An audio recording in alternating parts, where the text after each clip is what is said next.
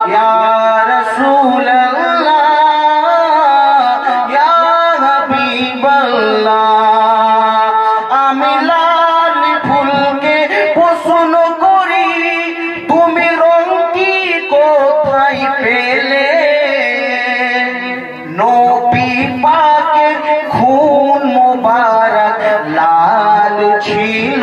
বলে,